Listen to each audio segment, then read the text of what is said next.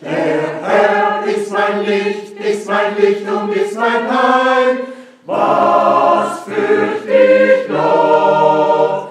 Der Herr ist die Kraft meines Lebens allein. Vor wem sollt mir dann noch grauen? Ob das Heer auf der Bösen droht, ich fürchte mich nicht. Ob wird sich Kriege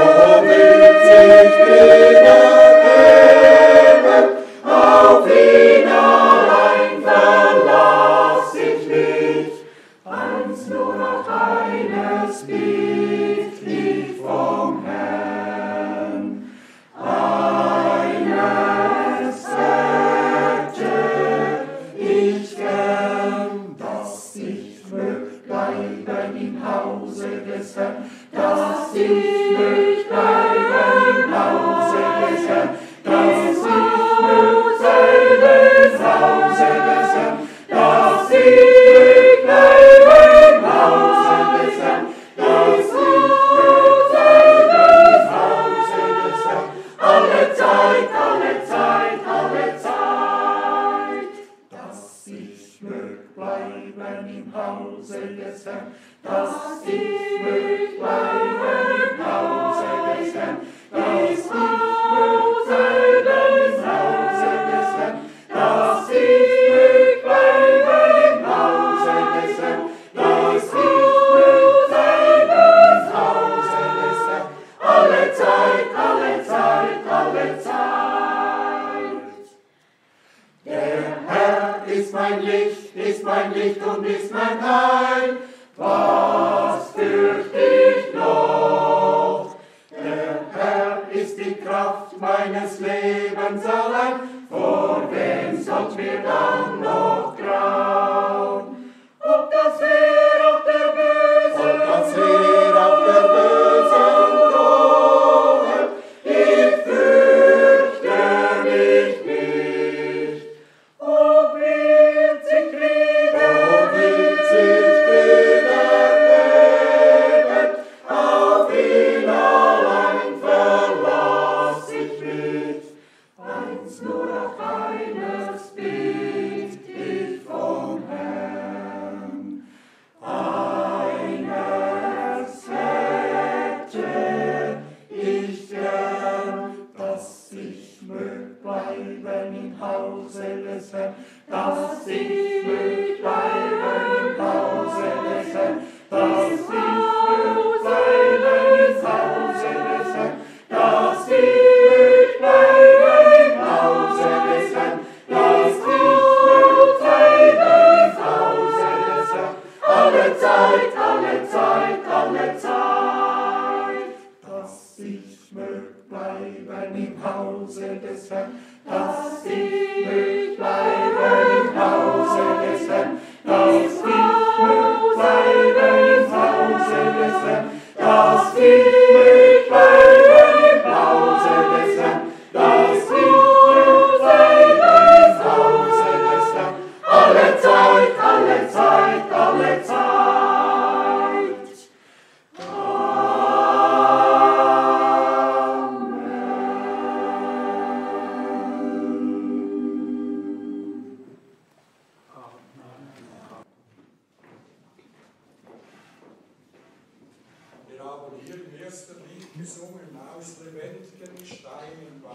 Nous avons entendu du premier cantique du ventre de notre Jésus-Christ nous était nourri. Tout ce qui est la nourriture, pour nous, c'est la nourriture spirituelle. Et nous espérons qu'il nous prépare avec la bonne nourriture, qu'on peut être comme des petits cochons, bien être nourris pour avoir enfin son destin. Chacun a son place dans le ciel qu'il est déjà préparé. Et chaque pierre qui est posée sur l'autre pour construire une maison. C'est pour ça, chaque pierre, chaque Chaque morceau qu'on entend de Dieu, c'est une pierre qui construit notre maison. Notre Dieu et moi est mon sauveur. Qu'est-ce que je veux de plus? Dieu est ma force de ma vie. Qui devrait me faire peur? Je donne ma vie entièrement à Dieu parce que c'est lui qui m'accompagne, c'est lui qui me guide dans ce monde et qu'on reste ferme à la parole de Dieu. Qu'on peut avoir à nouveau, à chaque jour, une nouvelle force de notre croyance jusqu'au jour que lui y revient. Dans le cœur, nous avons chanté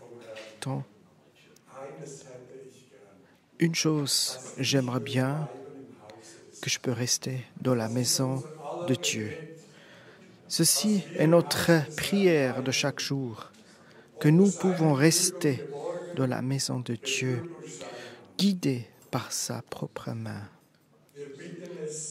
Nous demandons chaque jour que Dieu nous couvre par son sang. Une chose, on demande particulièrement qu'on peut rester dans la maison de Dieu jusqu'à l'éternité.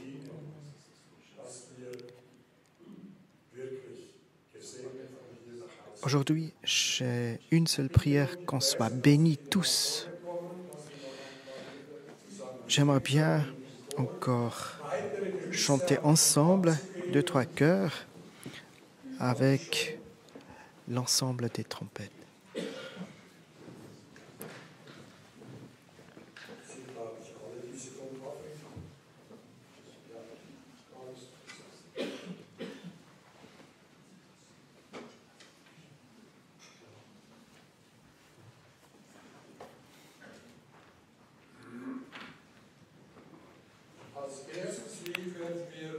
Pour le premier cantique, on va chanter numéro 206. Il y a un qui est venu, 206. Cantique numéro 206. Il y a un qui est venu.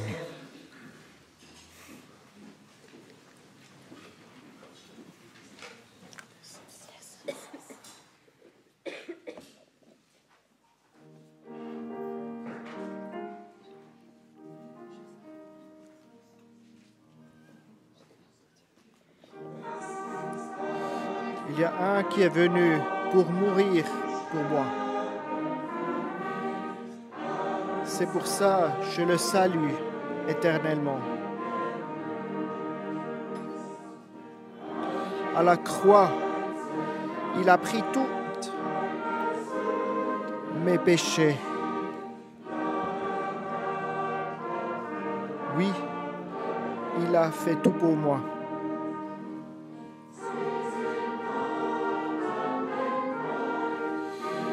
Ils sont tous à la croix et par la croix dans le tombe avec Jésus-Christ. C'est la joie qui nous renforce. Jésus est pendu à la croix et il a pris tous les péchés de nous.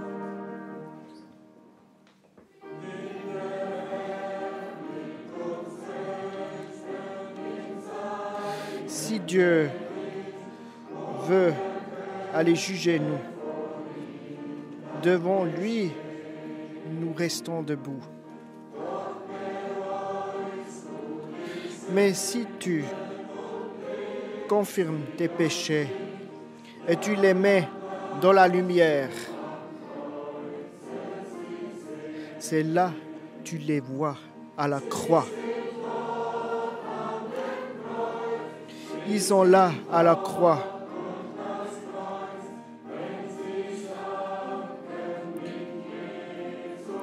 Et ils ont pris avec Jésus dans la tombe.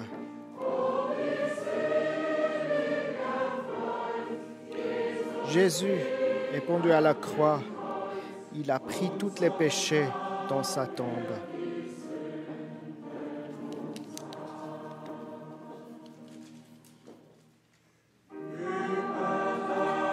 Donne-toi même entièrement à Jésus et confie tous à lui seul. Parce que lui, il est mort pour tes péchés. Si tes péchés sont si nombreux, ils sont tous érasés par son sang.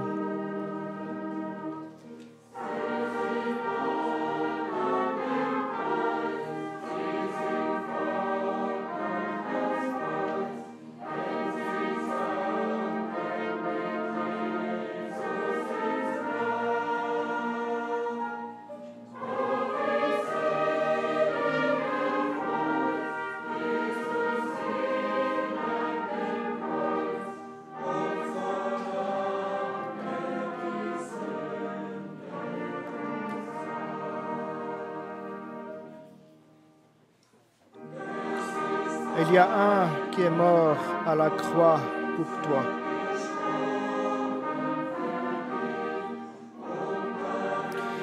Il a apporté la paix pour toi. Regarde, il a pris tes péchés et il se mit pour ceci.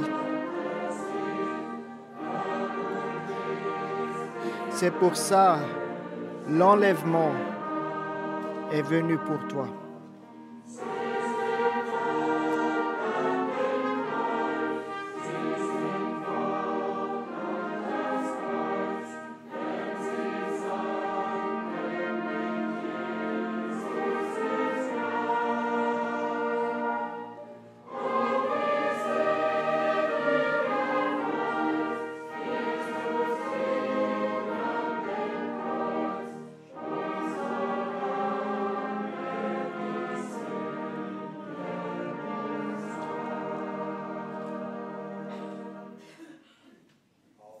Amen.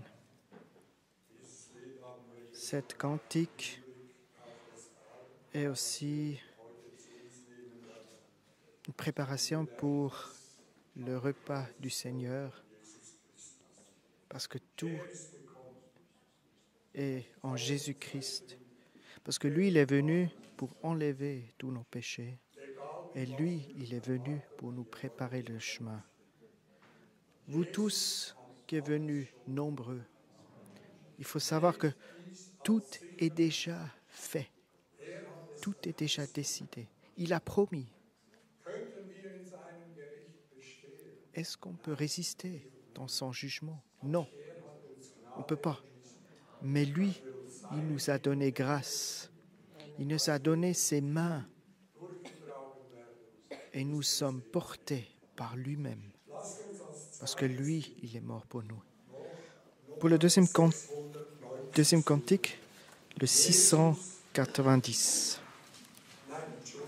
Non, 691. 691.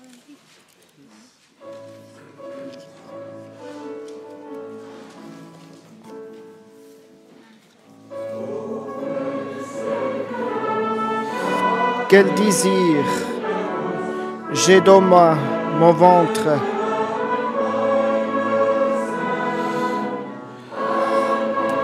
Dormant, je suis porté dans les bras de mon Seigneur. Et toutes mes douleurs, tes péchés sont oubliés pour un moment. Ils sont bannis de mon cœur. Dormant dans les bras de mon Seigneur. Tous mes soucis sont loin. Dormant, dormant, je suis dans les bras de mon Seigneur.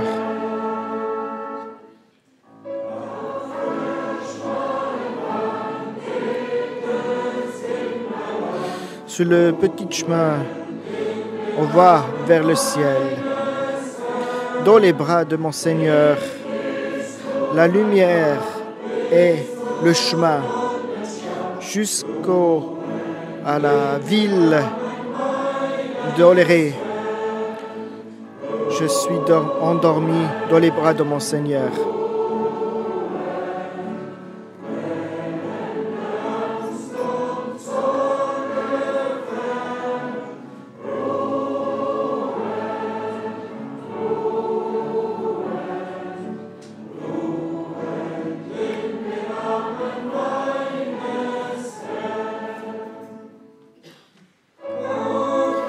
Si le danger m'offre,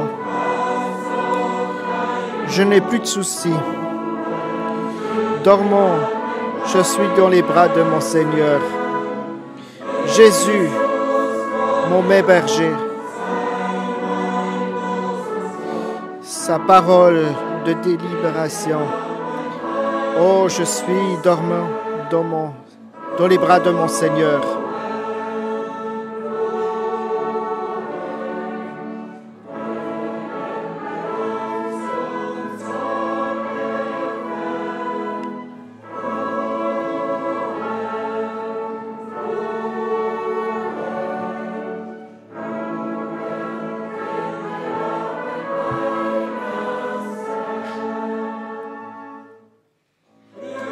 Quand la nuit tombe, je ne suis plus seul. Je me suis endormi dans les bras de mon Seigneur.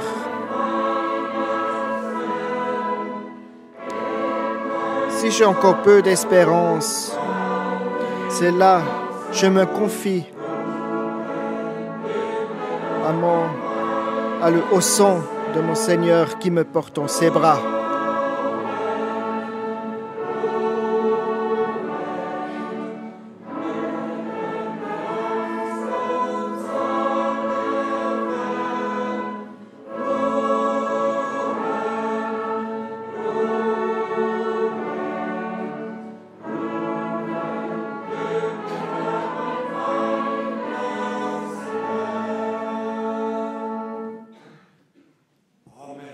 Amen. Dans le 4e verset, nous avons chanté « Si la nuit tombe, je ne suis pas seul. » Endormi dans les bras de mon Seigneur, je me confie en lui parce que son sang est versé pour moi. Dormi,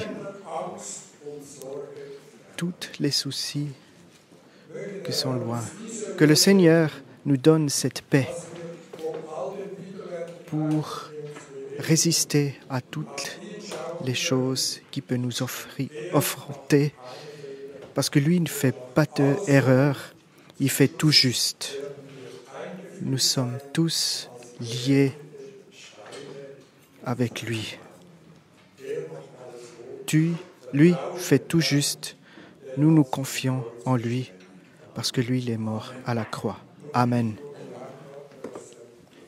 Merci beaucoup, mon frère.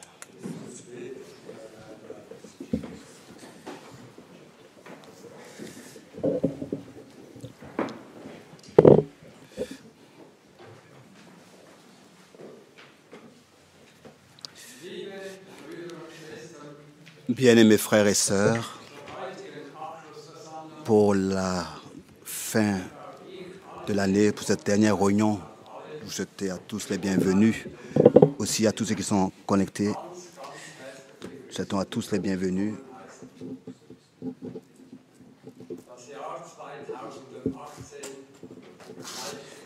L'année 2018 va vers sa fin. Telle qu'elle est venue si rapidement, c'est ainsi qu'elle est passée aussi. Le retour du Seigneur est aussi rapproché d'un an.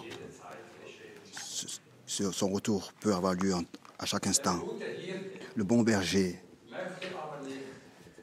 ne veut pas que l'une de ses brebis se perde.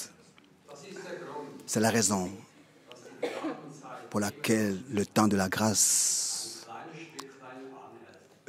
demeure encore un peu. Nous voyons malgré tout que le dernier message,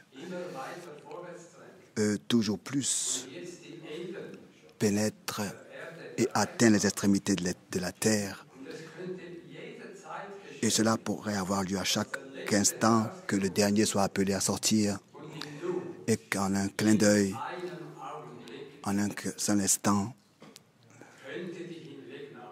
l'enlèvement de l'épouse pourrait avoir lieu. Avec un cœur reconnaissant, nous regardons à l'année passée. Le Seigneur a de nouveau fait de grandes choses en nous tous. Dans Ésaïe 55, il est aussi écrit que les pensées de Dieu ne sont pas toujours les nôtres et que ses chemins, ses voies ne sont pas toujours nos voies. Aussi cette parole, cette année, a été confirmée comme vraie. Aussi dans ma vie, dans notre vie à tous, il y a des choses qui sont arrivées que nous aurons souhaité autrement. Mais le Seigneur est souverain.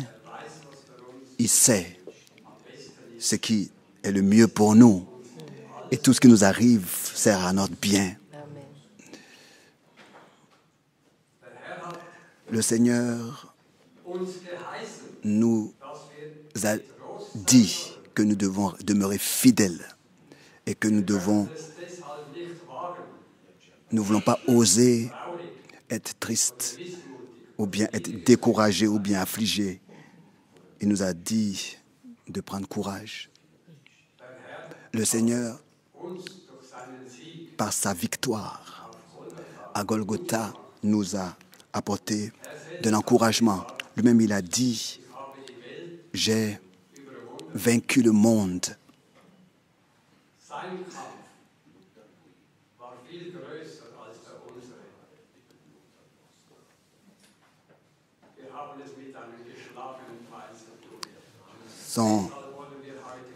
Son œuvre était plus grande et nous avons affaire à un adversaire vaincu. Et nous voulons, c'est pour cette raison, regarder au Seigneur qui a vaincu toutes choses. À la fin de cette année, je suis de tout mon cœur reconnaissant au Seigneur pour le porteur de sa parole qui, dans sa 85e année, voyage encore dans le monde entier. Bien-aimé frère Franck, demain, tu as ton anniversaire et tu auras 85 ans. Et tu n'es même pas fatigué quand il s'agit de la parole de Dieu.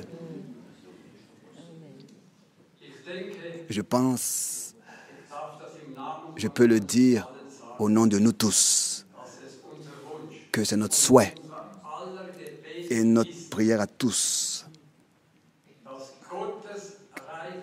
que les riches bénédictions de Dieu et la fidélité de Dieu accompagnent notre bien-aimé frère aussi dans cette nouvelle année.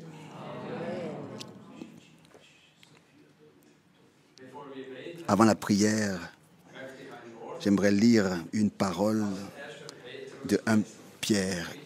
Je demande que nous nous levions pour la lecture de la parole. 1 Pierre, chapitre 1. Nous lisons à partir du verset 3 jusqu'au verset 9. 1 Pierre, chapitre 1, à partir du verset 3 jusqu'au verset 9. Une parole connue de nous tous. Loué soit Dieu le Père, notre Seigneur Jésus-Christ, qui selon sa grande miséricorde nous a régénérés pour une espérance vivante par la résurrection de Jésus-Christ d'entre les morts, pour un héritage qui ne peut ni se corrompre, ni se souiller, ni se flétrir. Il vous est réservé dans les cieux.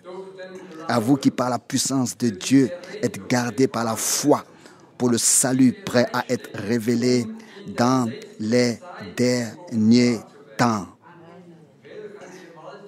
Oh, quelle parole puissante de rédemption. C'est là ce qui... Mais cette parole doit être acceptée de chacun de nous. Le verset 6. C'est là ce qui fait votre joie. Quoique maintenant, puisqu'il le faut, vous soyez attristés pour un peu de temps par diverses épreuves, afin que l'épreuve de votre foi, plus précieuse que l'or périssable, qui cependant est éprouvé par le feu, ait pour résultat la louange, la gloire et l'honneur lorsque Jésus-Christ apparaîtra. La louange, la gloire et l'honneur lorsque Jésus-Christ apparaîtra. Cette terre, nous le voyons ici, n'est pas notre demeure. Ici, c'est l'endroit du four. Oui, notre foi doit être éprouvée. Cette terre ici est l'endroit du forgeron et de la forgerie, mais ici, notre foi doit être éprouvée. Au verset 8, vous l'aimez sans l'avoir vu. Vous croyez en lui sans le voir encore. Vous réjouissant d'une joie merveilleuse et glorieuse.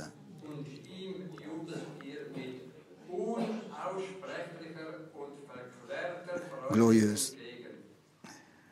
Parce que vous obtiendrez le salut de votre âme pour prix de votre foi. Que le Seigneur puisse l'accorder. Que nous puissions tous avoir ce but devant les yeux et que notre âme ne se perde pas, mais soit sauvée. Nous voulons prier. Il y a encore une requête qui cite écrite. Notre bien-aimée sœur Cornelia Horgensansas ne peut pas être ici parce que sa fille va très mal dans le corps. Et elle nous a demandé que nous puissions penser à elle dans la prière.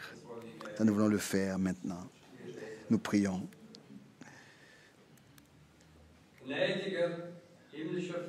Père céleste, plein de miséricorde, nous te remercions de tout notre cœur pour le privilège et la grâce que nous avons cet après-midi, de nouveau sans être dérangés, d'être ici rassemblés.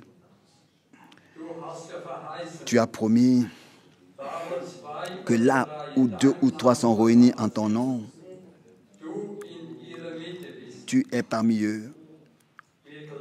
Nous le croyons. Nous croyons ta parole avec toutes ses promesses. Nous croyons et ressentons ta présence. Beaucoup sont aujourd'hui fatigués, venus fatigués et chargés. Nous tous, sans exception, nous avons besoin de ton secours. Comme les hommes autrefois venaient, nous aussi, nous voulons aujourd'hui venir à toi. Révèle-toi aujourd'hui parmi nous en tant que le même, hier, aujourd'hui et éternellement. Agis par ton Saint-Esprit. Rachète, sauve, délivre, guéris pour la gloire de ton nom, comme autrefois dans l'Église primitive. Tu nous as aimés le premier et tu nous as rachetés par ton œuvre à Golgotha. Maintenant, nous apportons cette requête de notre bien-aimée sœur. Ta croix, ta mort à Golgotha n'était pas en vain. elle a eu lieu aussi déjà pour sa fille. Oui, sa condamnation est tombée sur toi pour sa paix, pour notre paix. Et par tes meurtrissures, nous avons été guéris. Nous sommes guéris aussi, cette fille, notre bien-aimée sœur. Oh Dieu, fais grâce et touche-la maintenant dans son corps et guéris-la entièrement dans le Saint-Nom de Jésus-Christ. Fortifie la foi de sa mère, fortifie la foi de la fille, et que les deux puissent trouver grâce et miséricorde devant toi. Bénis et fortifie ton serviteur fidèle et messager, aussi à cet âge avancé de 85 ans. Particulièrement, fortifie-le dans son corps et oint ses lèvres par lesquelles tu parles encore à ton peuple. Bénis-nous tous ensemble, bénis ta parole, qu'elle soit accompagnée de signes, de prodiges et de miracles. Et nous te remettons aujourd'hui toute la congrégation sous le couvercle du sang de l'agneau. Accepte. Prends tout en captif, ce qui ne veut pas de toi. Et que tout ce qui ne veut pas de toi soit ôté de parmi nous. Bénis aussi l'Agape après cette réunion, car tout dépend de ta bénédiction aujourd'hui. À toi seul soit la louange, l'honneur et la reconnaissance dans le saint nom de Jésus-Christ. Amen.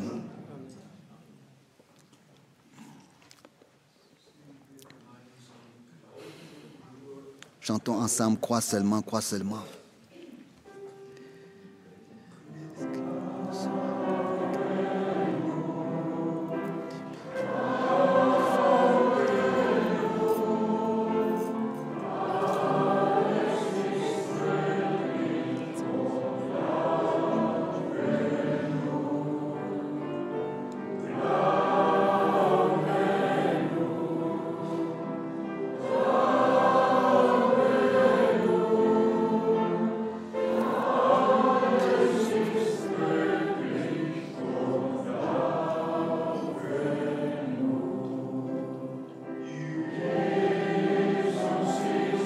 Jésus est là, crois seulement. Jésus est là. Tout est possible. Jésus est là. Jésus est là. Jésus est là. Tout est possible. Oh, Jésus est là. Amen, amen. Vous pouvez vous asseoir. Soyez les bienvenus. Que le Seigneur puisse accorder sa grâce et nous bénir tous, aussi très particulièrement tous ceux qui sont là pour la première fois aujourd'hui, qu'ils soient introduits dans le conseil du salut de Dieu que nous avons la grâce de vivre, particulièrement dans notre temps, particulièrement même ce verset qui a été lu de Pierre avec la pierre angulaire et la chorale l'a chanté. Il est la pierre angulaire, la pierre de fête. Et dans Zacharie, le chapitre 4, au verset 7, il est écrit que en tant que pierre de fête, il sera placé sous les cris de joie. Grâce, grâce. C'est simplement merveilleux. Déjà dans tout l'Ancien Testament, tout a été annoncé à l'avance, et aussi particulièrement dans Zacharie chapitre 4, où nous voyons le 7 chandeliers, le chandelier d'or de 7 conduits que Moïse avait fait faire. Et déjà dans Apocalypse, notre Seigneur nous est montré marchant parmi les 7 chandeliers d'or. Et ici, dans Zacharie 4, le chandelier d'or, et ensuite la réalité, pas seulement la pierre angulaire, mais en tant que pierre de fête, placée là où elle a sa place d'être en tant que l'alpha et l'oméga, le premier et le dernier. Il a commencé son œuvre et il va aussi l'achever. Et directement après cela, les 2 témoins sont montrés qui viendront à Jérusalem. Tout déjà dans la prophétie biblique est prédit, est promis à l'avance. Ensuite, nous avons des salutations encore de notre bien-aimé frère Otto Mosa du Japon. Il était déjà plusieurs fois ici et il nous remet ses salutations fraternelles. Le frère John de Bucarest salue beaucoup de salutations. Nous sommes de tout notre cœur reconnaissants à Dieu de ce qu'il a ouvert des portes jusqu'aux extrémités du monde. Et aussi de cette année, nous avons eu des réunions merveilleuses, 2 fois même au Pakistan, ensuite à Paris, à Londres, à Bruxelles, à Strasbourg.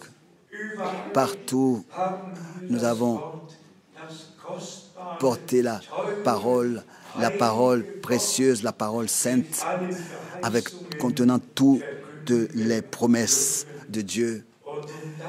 Et ça encore, pour le mentionner, particulièrement dans la République islamique du Pakistan, plus de 3000 personnes donc dans la rue et écoutaient la parole de Dieu. Et alors que je leur ai demandé combien croient le message et combien attendent le retour du Seigneur, les mains se sont levées et j'ai appris que tous suivent nos émissions régulières. Nous avons chaque vendredi pendant 1 heure à la télévision et tous ceux qui suivent le message à la télévision sont venus de loin et de près pour prendre part à ces réunions que nous avons eues au Pakistan pour écouter la parole du Seigneur. Et quand ensuite nous avons, il n'y a pas longtemps, voulu faire l'enregistrement, le chef de la télévision a appelé et m'a salué et a dit: nous voulons que vous puissiez avec puissance prêcher le message du salut à notre pays et à nos citoyens. C'est simplement merveilleux de voir comment est-ce que Dieu, dans tous ces pays islamiques, aussi à Abu Dhabi et Dubaï, à Paran, et dans tous ces pays, le Seigneur a des portes ouvertes et des cœurs ouverts qu'il a accordés. Oui, on peut dire, comme frère Branham, le 19 février 1965 l'a dit, le dernier message précédera le retour du Seigneur jusqu'aux extrémités de la terre. La plupart du temps, il a seulement mentionné la première partie. Et il a dit, sera précurseur du retour de Christ.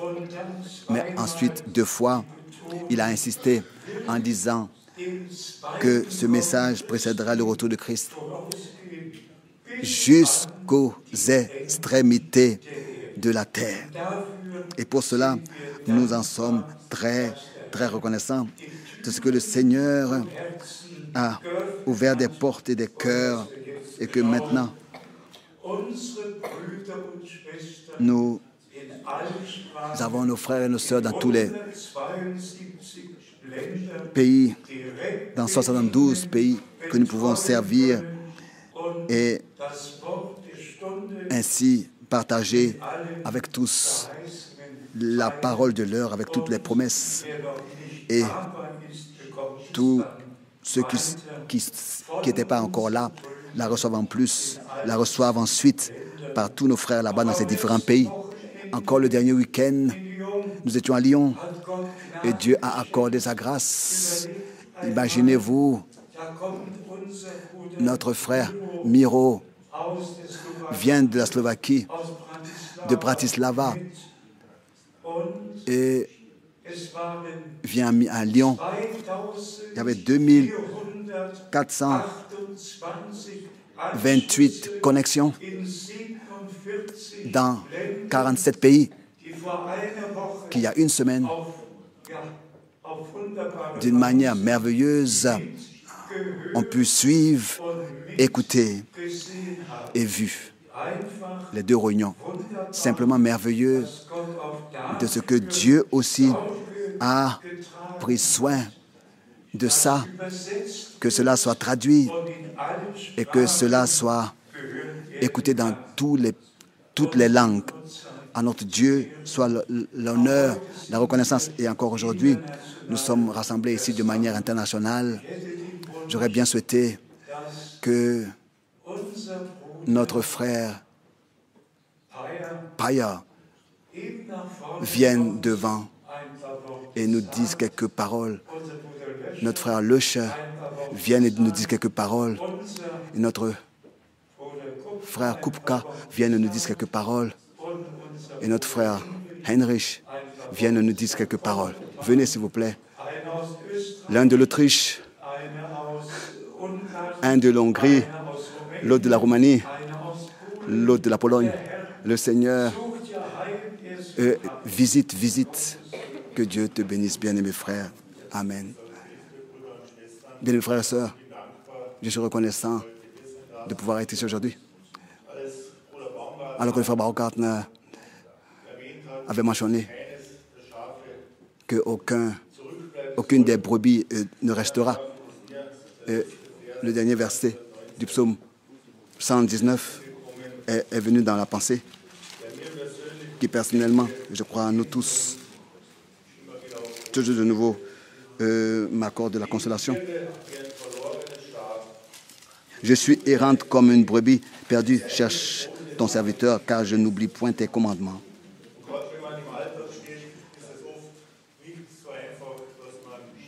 Et souvent, quand on est comme ça dans les jours quotidiens, il est important de ne pas regarder aux circonstances. Je suis reconnaissant au Seigneur de ce que nous avons la grâce d'être liés avec lui dans la foi. Et que, alors que comme le Seigneur Jésus lui-même était sur terre, nous avons vu comment est-ce qu'il a marché, comment est-ce que l'action de Dieu était avec lui. Et nous avons la grâce de voir, de ne pas seulement voir, mais d'avoir aussi part à ce qu'il fait.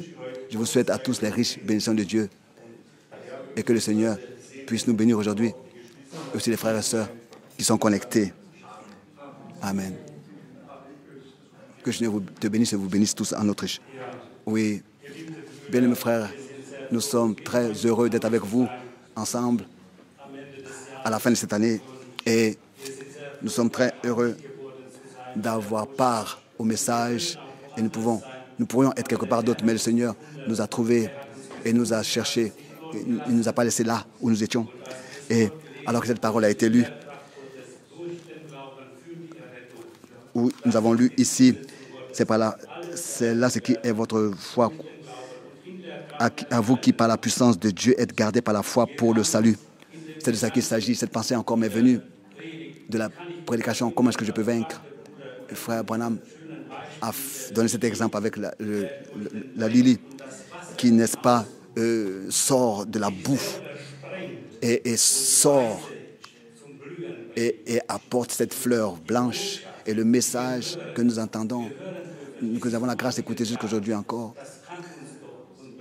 nous amène à produire ce fruit pour pouvoir nous tenir devant Dieu. Nous sommes très reconnaissants, comme le frère l'a mentionné. Nous étions vraiment tous connectés. Le dernier week-end, nous avons suivi les réunions de Lyon et de ce que nous avons eu la possibilité d'écouter.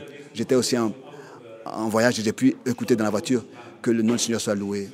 Que le Seigneur soit avec nous et nous bénir tous. Amen. Amen. Notre frère traduit en Hongrie. Que au Seigneur soit la reconnaissance. Que tous soient bénis. Oui. Oui, bien mes frères et sœurs.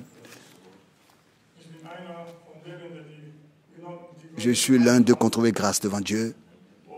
Et je dois dire, il y a 20 ans, en 1998, j'étais assis ici dans cette salle et j'ai pris la décision de me laisser baptiser. Et le dernier week-end, à l'époque, en 98, le frère Rousse m'avait baptisé. En 98, il y a 20 ans ici, j'étais la première fois dans une rencontre de jeunes à Louisbourg. Je suis venu à Zurich et ici, je me suis décidé de me laisser baptiser. Et je me réjouis toujours de venir à Zurich. Je suis reconnaissant au Seigneur de ce qu'il m'a trouvé aussi et qui m'a fait grâce. Et que le Seigneur puisse nous accorder sa force pour que nous puissions persévérer, demeurer fermes, jusqu'à que le Seigneur atteigne et fasse sortir tout ce qu'il a élu, prédestiné à l'avance, et qu'ils puissent tous venir à la connaissance de la vérité, sortir et venir au Seigneur, et que tous nous soyons préparés et enlevés. Nous devons persévérer et demeurer dans la patience. Nous devons persévérer comme un laboureur. Nous devons patienter jusqu'à ce que le Seigneur accorde la pluie de l'avant et la saison. Et cela aura lieu parce que le Seigneur l'a promis. Et nous devons rester fermes et rester attachés à ce que le Seigneur a dit. Quoi qu'il arrive dans le monde, nous savons que tout ce qui arrive doit arriver. Et ça va arriver tel que le Seigneur l'a dit. Mais nous sommes reconnaissants au Seigneur de ce qu'il nous a gardés jusqu'à aujourd'hui. Et il continuera à le faire jusqu'à ce que nous parvenons à la perfection. Par lui et avec lui. Et que dans l'élément, il nous prenne près de lui. Et il va conserver notre frère jusqu'à qu'il accomplisse ce qu'il s'est proposé de faire. Nous sommes reconnaissants au Seigneur pour cela. Et que le Seigneur puisse nous bénir tous. Amen. Amen. Que Dieu te bénisse. Dans sa maison, la maison de son grand-père, ça a été ma première hébergerie en 1968 en Pologne, lors du premier voyage là-bas. Maintenant vient l'homme de la maison duquel j'avais été aussi pour la première fois en Roumanie. La parole est venue en Roumanie en 68. Ça fait longtemps. Quand je regarde en arrière, ce que la parole de Dieu a fait en nous, nous pouvons seulement dire avec un cœur reconnaissant, oui, la parole de Dieu s'accomplit, l'amour de Dieu s'accomplit, le plan de Dieu aussi s'accomplit, le message ne revient pas sans effet. Mais nous regardons de tous les peuples, les langues, les nations, les filles et les filles de Dieu sortent. Et je crois que cela touche notre cœur comme nous l'avons entendu. Le but, comme dans 1 Pierre 1, à vous qui par la puissance de Dieu êtes gardés par la foi pour le salut prêt à votre verset, donc le prix de votre foi, le salut de votre âme. Et donc il a relu le verset 9 de 1 Pierre 1. Et quand le temps sera arrivé, nous pourrons regarder dans le monde entier. Tout est cru, n'importe quoi est cru, tout est préparé. Et la dernière fois, je l'ai mentionné aussi, c'est une heure où l'époux Jésus-Christ s'unit sous la tête Christ, dans la parole et par le même Saint-Esprit. Et ça, c'est la grâce de Dieu. Ça, c'est vraiment une grâce particulière que le Seigneur nous a accordée dans ce temps, d'appartenir à cela et de prendre part à ce qu'il fait maintenant. Beaucoup croient encore aujourd'hui, demain, particulièrement, ce soi-disant jour saint. Mais pour nous, nous pouvons seulement, avec un cœur reconnaissant, dire, Seigneur, nous avons trouvé grâce devant Dieu. Et ça, c'est la différence entre ce que le Seigneur nous a confié et tout ce que les autres ont. Nous faisons de nous rien du tout. Le Seigneur nous a fait grâce, c'est tout. Et nous sommes simplement reconnaissants pour le ministère de Frère Branham et très particulièrement pour ce message, pour ce ministère de la fin des temps.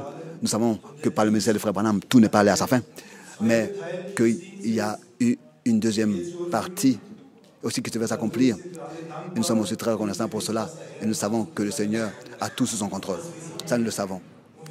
Et nous savons que nous avons affaire au Dieu vivant. Et je voudrais seulement citer une citation de Frère Branham. Au jour du jugement, il disait à une femme ou bien à une dame, alors qu'il priait pour elle, il dit, en jour du jugement, tu reconnaîtras que le Seigneur se tenait 2 pas derrière moi. Nous avons affaire au Dieu, au même Seigneur. Et nous croyons qu'il est présent encore aujourd'hui dans cette réunion. Et que c'est lui qui parle, et que c'est lui qui révèle sa parole, et c'est lui qui envoie la bonne nourriture au temps convenable. Que son nom soit honoré et glorifié. Amen. Amen. Qui encore des frères a quelques paroles comme témoignage? C'est la réunion de la fin d'année et nous sommes tous très reconnaissants pour ce que Dieu, par sa grâce, a fait. Et bien, mes frères et sœurs, je dois aussi penser toute la chrétienté fête, n'est-ce pas, la Noël, fête la naissance de Christ. Mais qui a reconnu quelle signification avait cette naissance? À quoi est-ce que ça sert d'avoir un sapin de Noël et de toutes ces choses? À quoi est-ce que ça sert? Si ensuite, quand on pense que notre bien-aimé Israël, particulièrement en ce jour, passe à côté de ce jour et la naissance du Sauveur ne prend pas compte de la naissance du Sauveur. Et autrefois, ils n'ont pas reconnu non plus le jour de la visitation divine. Et j'ai noté quelques versets bibliques que je voudrais vous lire, qui de l'Ancien Testament, toutes les promesses se sont accomplies aussi lors de la première venue de Christ. Tous, vous savez que le peuple d'Israël attend un Messie, quelqu'un qui, comme David, serait quelque chose de spécial. Ils n'ont pas compris que Dieu lui-même s'est révélé dans le Fils, s'est manifesté pour nous ramener dans la position de fils et de fille, pour nous ramener dans l'adoption. Et cela est une douleur profonde, particulièrement quand il s'agit du peuple d'Israël. Je voudrais ne pas oublier tous nos frères qui traduisent, particulièrement le frère Jean Lambert, que Dieu te bénisse, que Dieu bénisse le frère Étienne Genton, que Dieu bénisse tous les frères, aussi encore comme remarque. Notre frère Claudio Miskis traduit en portugais partout où il est. Les 2 dernières fois, il était à Phoenix, Arizona. Et là-bas, il a écouté la prédication et il a traduit en portugais. Et tous ceux, que ce soit en Angola, au Mozambique, au Brésil, partout, tous ceux qui parlent le portugais ont la possibilité de se connecter. On peut se connecter et suivre, écouter la traduction. Nous sommes de notre cœur reconnaissants à Dieu, en fait, triste de ce que le frère Helmut Miskis a été repris à la maison, reconnaissant de ce que le frère Claudio Miskis a pris entièrement la suite de l'œuvre dans la langue portugaise et tout ce qui doit être fait, aussi il le fait. Au Seigneur soit la reconnaissance pour cela. Donc encore une fois, que tous ceux qui traduisent dans différentes langues soient bénis par Dieu. Et aussi tous ceux qui ne peuvent pas être ici aujourd'hui, particulièrement notre bien-aimé frère Karl Zink, que Dieu, de la plénitude de sa grâce, puisse le bénir. Bon, sur les versets bibliques qui, lors de la naissance de notre Seigneur, se sont accomplis, et je le dis encore une fois, les promesses sont devenues une réalité divine ici sur cette terre, et malgré tout, elles n'ont pas été reconnues par les scribes et pharisiens, par les docteurs de la loi qui, nuit et jour, ont enseigné la Torah. Ils ne l'ont pas reconnue dans leur accomplissement. Et c'est pour cette raison que le Seigneur devait dire qu'ils n'ont pas reconnu le jour de leur visitation. Comment est-ce que c'est aujourd'hui, bien-aimés frères et sœurs? Et ça aussi, cela m'a dernièrement touché profondément le cœur. Un seul Seigneur, une seule foi, un seul baptême. C'est écrit dans Éphésiens 4. Allez dans les églises chrétiennes. Combien de différentes confessions existent? Chaque église, chaque assemblée, tous ont leur propre confession. Notre confession est écrite noir sur blanc dans la Bible, dans les Saintes Écritures. Et la vraie foi est seulement en relation avec Dieu et la parole de Dieu. Tout le reste passe à côté de Dieu. Les Écritures, les versets bibliques qui autrefois s'accomplissaient lors de la naissance de notre Seigneur, bien mes frères et sœurs, en commençant avec Genèse, chapitre 3, verset 15, que la semence de Dieu viendra par la femme et écrasera la tête du serpent. Et cela continue encore dans 2 Samuel, chapitre 7, verset 14. Je lui serai père et il me sera fils. 2 Samuel 7, verset 14. Vous pouvez tous le lire. Ensuite, dans le psaume 2, verset 7. Psaume 2, verset 7. Ici, il s'agit du conseil du Seigneur, pas d'une chose quelconque, mais du conseil, du dessein, de ce que Dieu lui-même a conçu avant même la fondation du monde dans son dessein. 3 fois, le verset 7, je publierai le décret. Je publierai le décret, ou alors le dessein de l'Éternel. L'Éternel m'a dit, tu es mon fils, je t'ai engendré aujourd'hui. Et ensuite, cela m'a inondé nouvellement le cœur de ce que les païens, depuis déjà le commencement, ont été déterminés à être introduits dans le décret, dans le dessein du salut de notre Dieu, dans le psaume 2, justement ici au verset 8, tout de suite après. Demande-moi et je te donnerai les nations. Je te donnerai les nations pour héritage. Et les extrémités de la terre pour possession.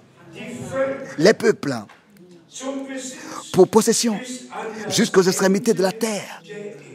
Alléluia. Pas seulement Israël, mais tous les peuples lui sont donnés en possession. Et cela depuis le commencement, cela a été comme ça conçu dans le décret de l'Éternel. Et ensuite, dans Ésaïe 7, ce verset connu, verset 14, Ésaïe 7, verset 14, c'est pourquoi Ésaïe 7, verset 14, c'est pourquoi le Seigneur lui-même vous donnera un signe. Voici la Vierge deviendra enceinte. Ésaïe 7, verset 14.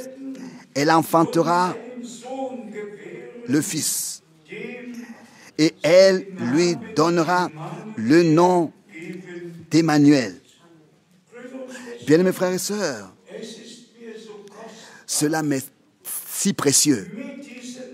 Avec ce nom-là, Emmanuel, il veut dire en soi Dieu avec nous. Pas une autre personne, mais ici Emmanuel veut dire pas une autre personne, mais Dieu lui-même est avec nous.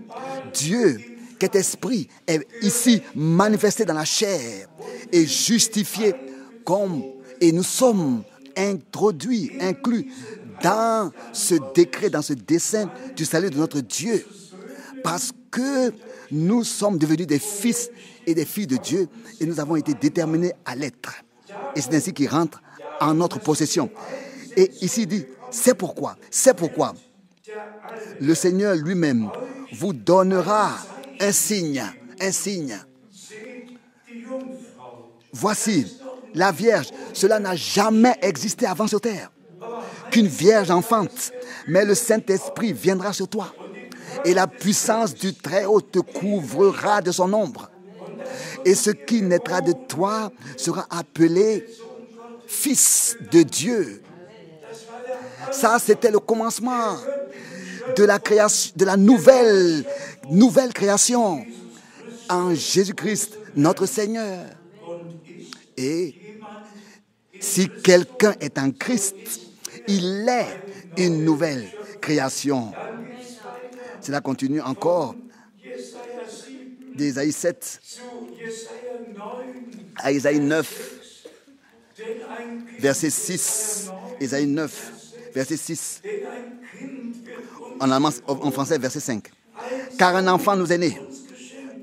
L'enfant nous est né, le Fils nous est donné. Je vous pose encore la question encore une fois.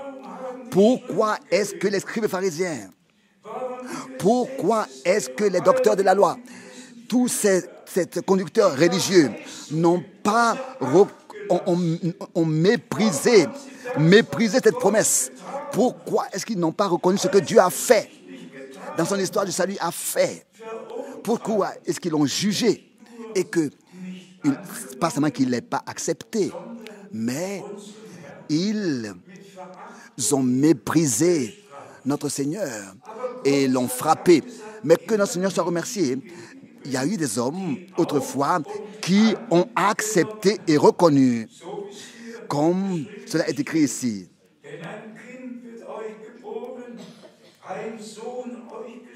Car l'enfant nous est né, le Fils nous est donné, et la domination reposera sur son épaule.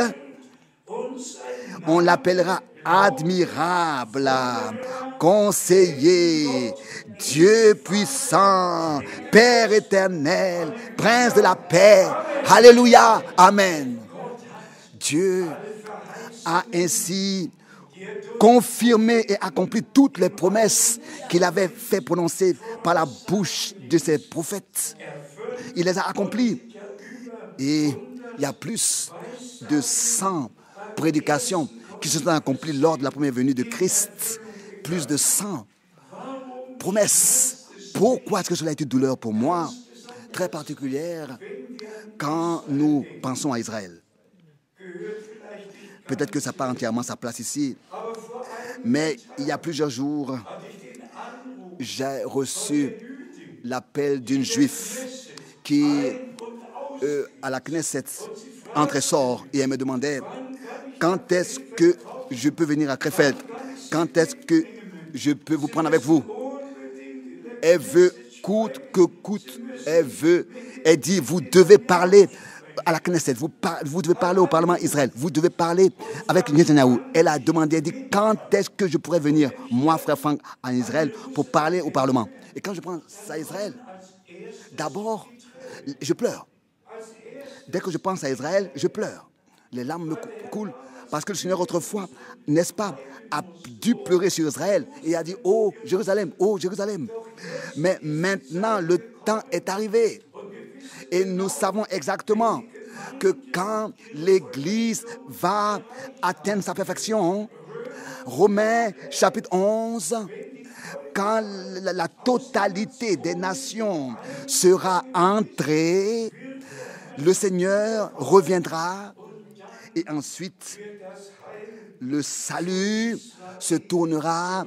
retournera à Israël et les deux prophètes, selon Zacharie 4 et Apocalypse 11, effectueront leur ministère. Mais la douleur est grande, car quand les nations ne prennent pas part, ne reconnaissent pas ce que Dieu a promis et à l'accomplissement de ces choses, la douleur aussi est là pour les nations, mais dans notre cœur, mais particulièrement pour Israël. Et disons-le ouvertement encore, si toutes les églises chrétiennes et les conducteurs chrétiens religieux prennent pas part, passent à côté de ce que Dieu fait maintenant, cela est une grande douleur. Mais quand des frères et des sœurs qui sont baptisés du Saint-Esprit, qui sont nés de nouveau, qui ont expérimenté la grâce de Dieu, ne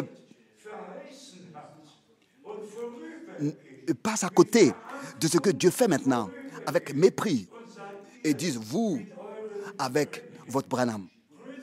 Bien-aimés frères et sœurs, celui qui est né de Dieu, il écoute la parole de Dieu, il croit la parole de Dieu. Il ne croit pas un homme. Nous ne croyons pas un homme, nous croyons Dieu. Et comme c'était avec Abraham, et c'est ainsi que c'est aussi avec l'Israël spirituel, la semence spirituelle d'Israël, d'Abraham. Nous croyons à ce que Dieu a fait, a dit dans l'Ancien et le Nouveau Testament, avec tout le plein et saint respect, car Dieu le Seigneur lui-même a introduit en nous. Mais lui-même, il était, n'est-ce pas, celui qui avait dit, voici, je vous envoie le prophète Élie, avant que le jour terrible et redoutable de l'Éternel vienne. Et nous croyons de tout notre cœur, Encore ce verset de Michée 5, où il est exactement dit, dans l'Ancien Testament déjà, où est-ce que le Sauveur naîtra? C'est-à-dire dans la ville de David, Michée chapitre 5, à partir du verset 1 et 2. Et toi, Bethléem, Ephrata, petite entre les milliers de Juda,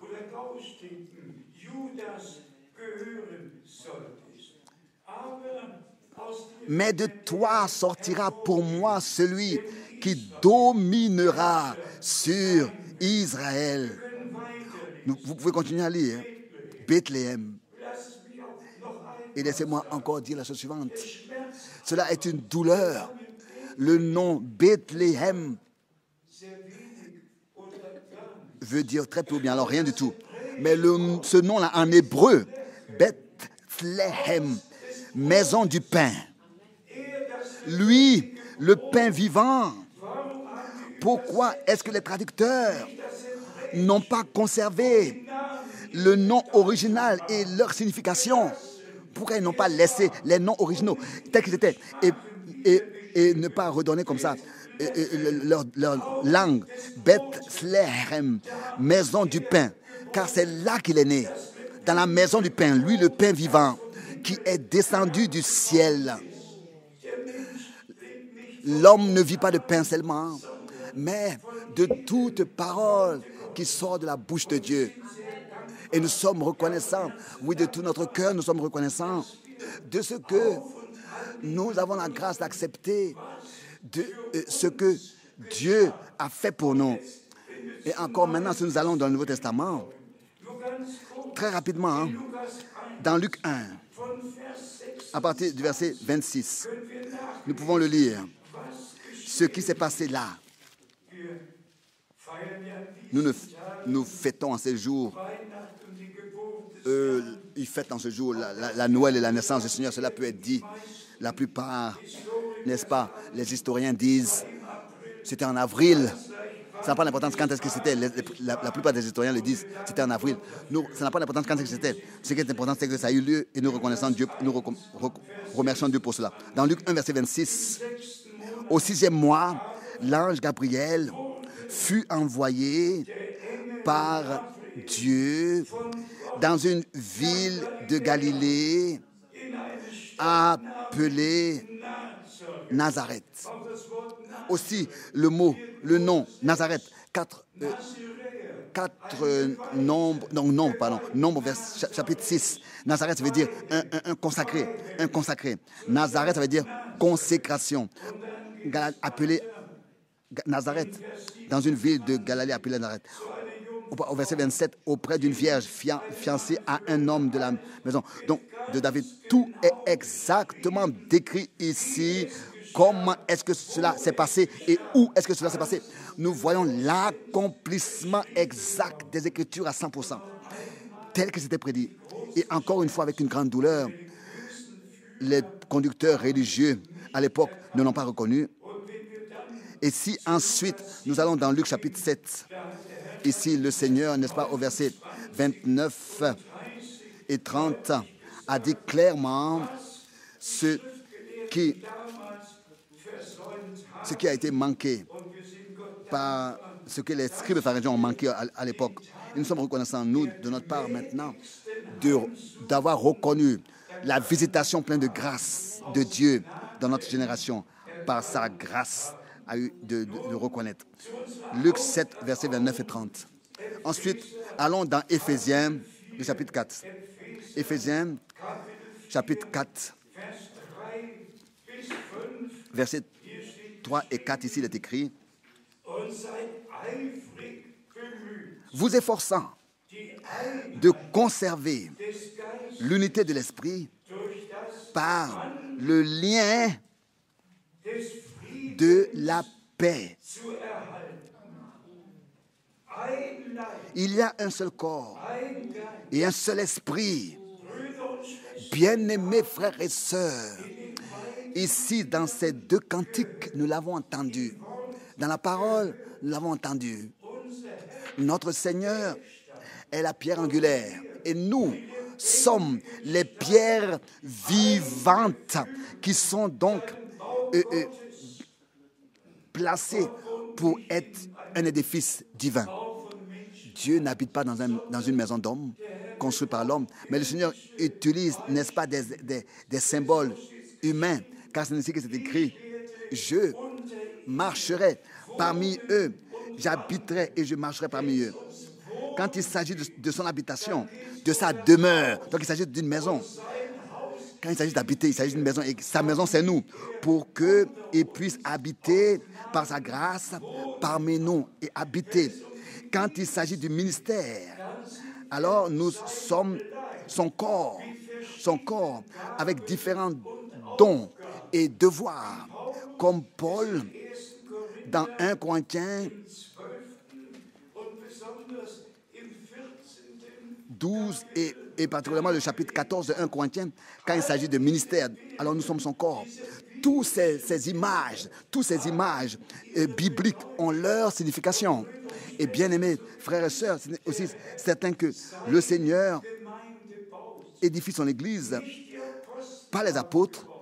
Ce n'est pas les apôtres qui ont bâti l'Église, c'est le Seigneur lui-même qui bâtit son Église. Nous faisons que prêcher le salut. C'est le Seigneur qui sauve. C'est lui le sauveur. Nous ne faisons que prêcher la guérison. Mais c'est lui qui est notre médecin. Et c'est lui qui nous guérit. Nous ne faisons que prêcher la parole. Mais c'est Dieu qui la confirme par sa grâce en tous ceux qui de tout leur cœur la croient.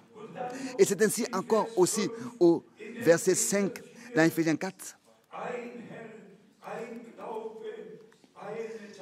Il y a un seul Seigneur, une seule foi, un seul baptême. Bien, mes frères et sœurs, nous sommes vraiment par la grâce de Dieu revenus au fondement original. Revenus au fondement original. Les apôtres et les prophètes ont été utilisés par Dieu.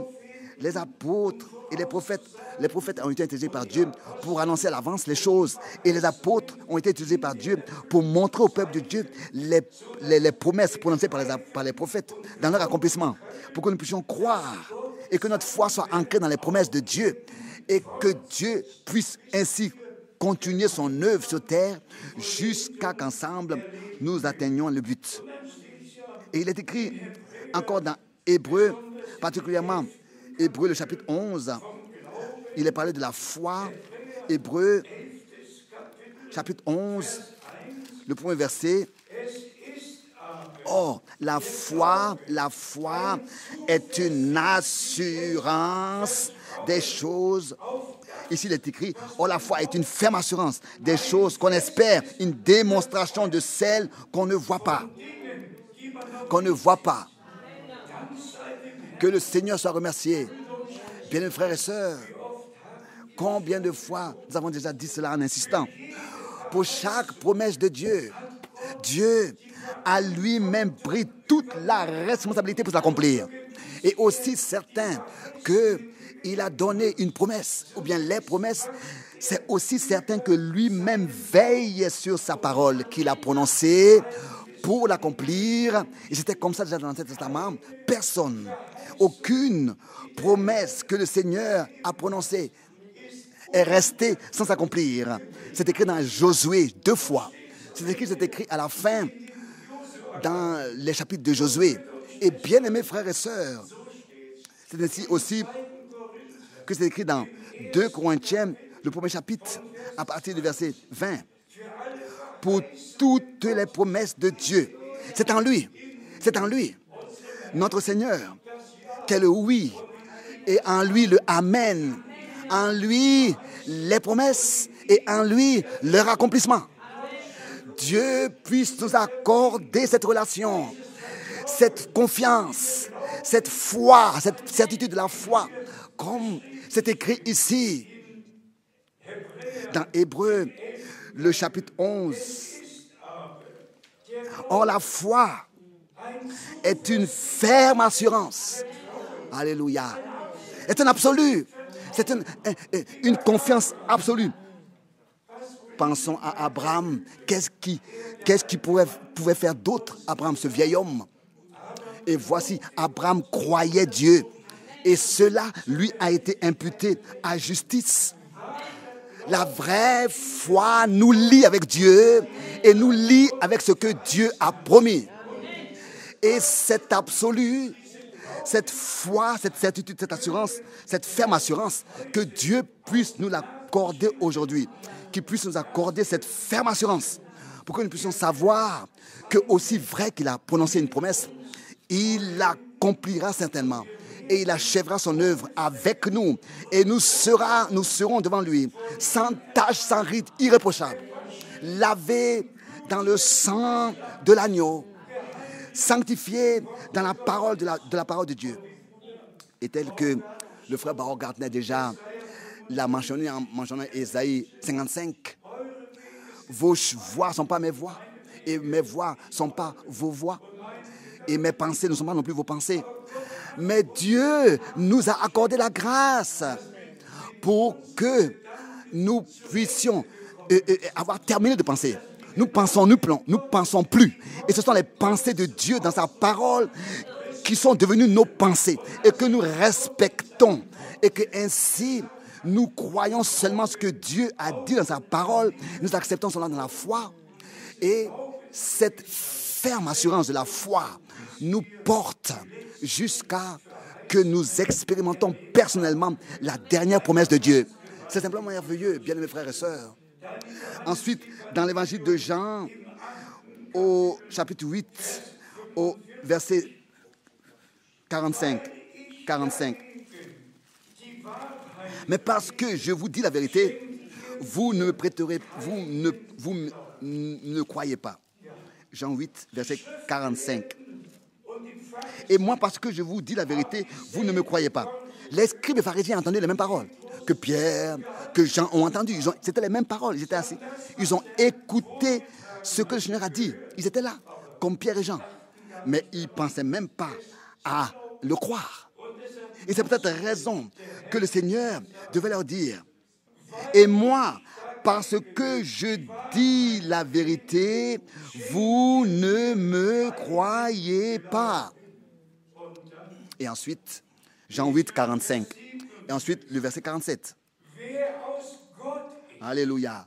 Celui qui est de Dieu écoute les paroles de Dieu. Vous n'écoutez pas parce que vous n'êtes pas de Dieu. Ça, c'est très sérieux. Mais encore aujourd'hui, c'est vrai. Celui qui n'écoute pas la parole de Dieu dans la foi et qui ne l'accepte pas dans la foi rejette Dieu, rejette la parole de Dieu et rejette le dessein de Dieu et ne croit plus comme le dit les Écritures, mais à sa propre foi, qui en grande partie est une superstition. Au verset 7, nous lisons « Mais je vous dis,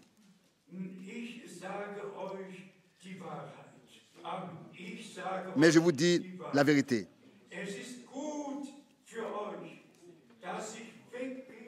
Il est bon que je m'en aille, car si je m'en vais pas, le consolateur ne viendra pas. Mais quand je serai allé, je vous l'enverrai. » Il a dit le verset 7, mais il n'a pas dit le chapitre. Et quand il sera venu, c'est Jean 16, verset 7. Cependant, je vous le dis la vérité, il m'est avantageux que je m'en aille, car je ne m'en vais pas, le consolateur ne viendra pas.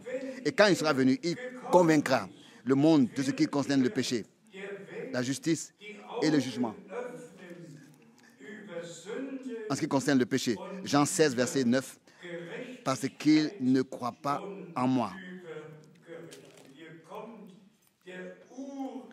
Et maintenant suit ce point puissant, important, qui nous ramène au jardin d'Éden.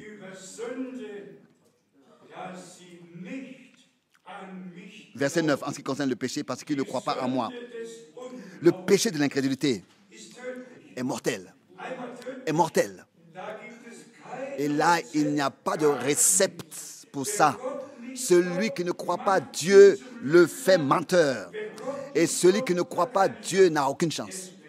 Cela commence par la grâce de Dieu avec la foi qui nous est placée dans le cœur pour que nous puissions croire ce que Dieu a promis, ce que Dieu a fait et ce qu'il nous a accordé. Ainsi que nous lisons, et encore une fois, le verset 8. Et quand il sera venu, il convaincra le monde en ce qui concerne le péché.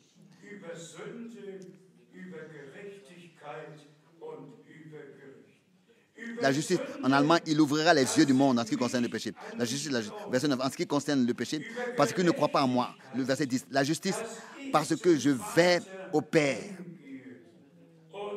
et que vous ne me verrez plus.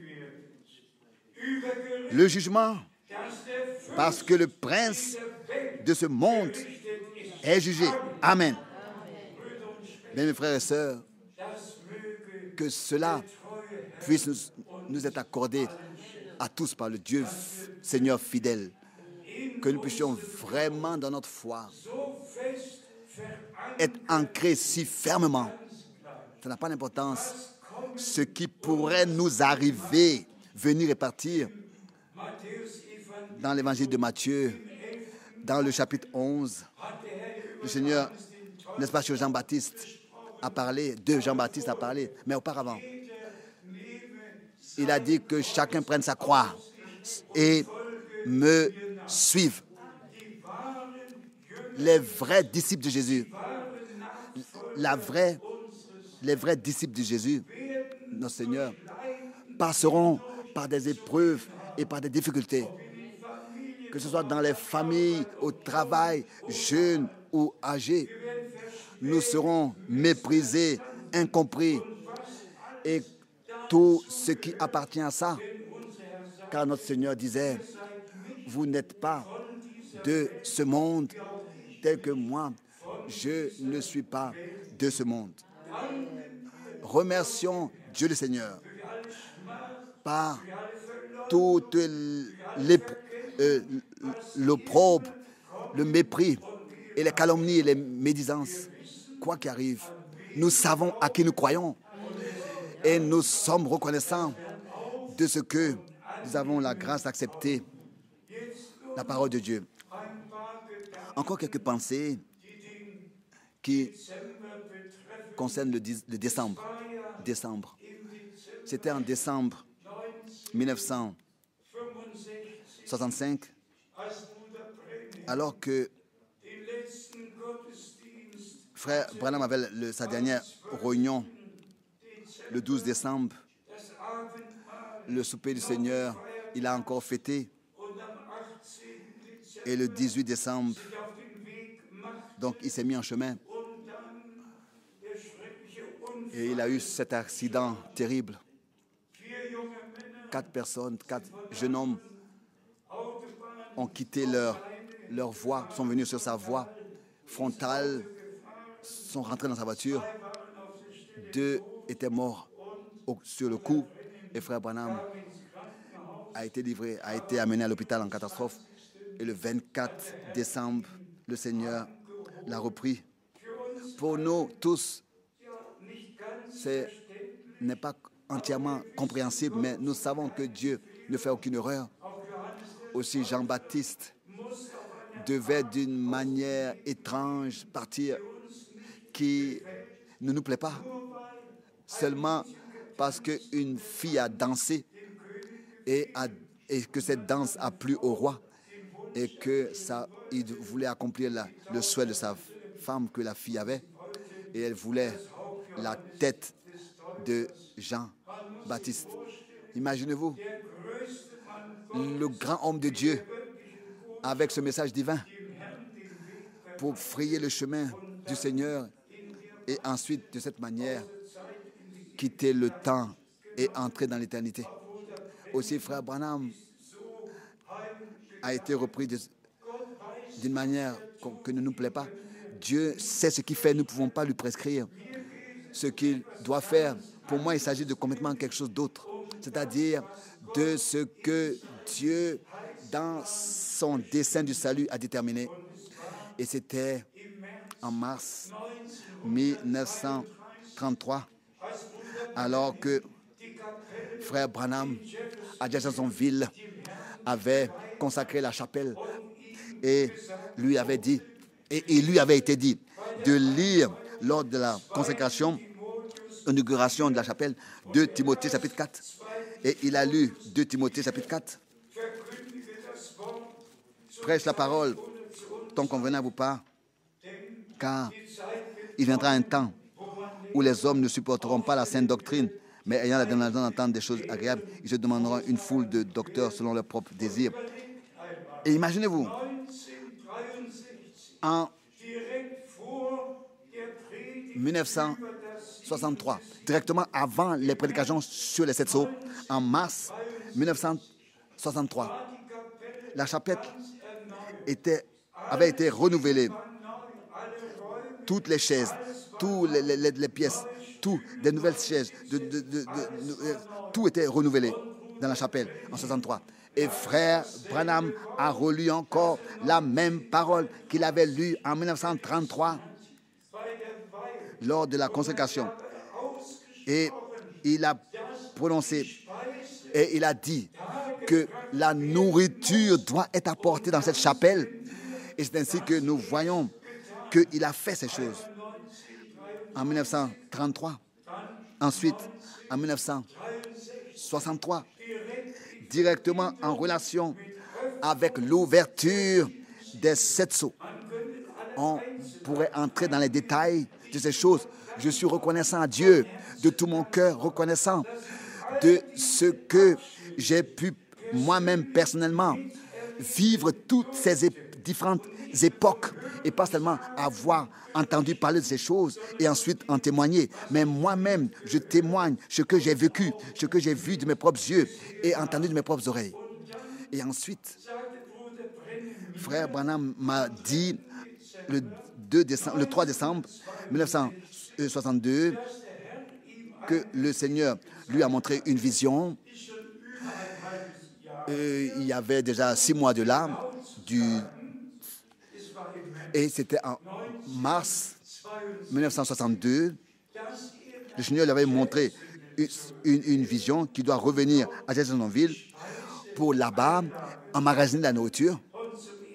Et pour la première fois, le 1er avril, il avait donné cette annonce en 1962 que le 1er avril 1962 qu'il n'effectuera plus son ministère d'évangéliste, mais qu'il entrera maintenant dans le ministère de l'enseignement et que l'ouverture des sceaux est proche et que dans le 7e sceau, le 24 mars 1963, Frère Branham disait à haute voix et clairement, maintenant la nourriture a été emmagasinée. Il le dit dans le 7e sceau, pas déjà pendant ces réunions d'évangélisation dans les années 50, mais maintenant. Vous savez, il y avait eu des réunions d'évangélisation avec prière pour les malades, mais maintenant, il s'agissait de la révélation de la parole et de l'ouverture des 7 sceaux et de ce qui était resté caché jusqu'alors. Et Frère Branham expliquait que le Seigneur nous a justement accordé la grâce et l'accès direct à ces choses. Et la compréhension, c'est seulement la grâce de Dieu. Ce n'est pas mes mérites, ce ne sont pas nos mérites, non. Le même Seigneur qui, le 2 avril 62, avec voix audible, puissante, m'a ordonné et m'a dit, ton temps pour cette ville est presque terminé. Je t'enverrai dans d'autres villes pour prêcher ma parole. La deuxième partie était, n'est-ce pas, que j'emmagasine la nourriture.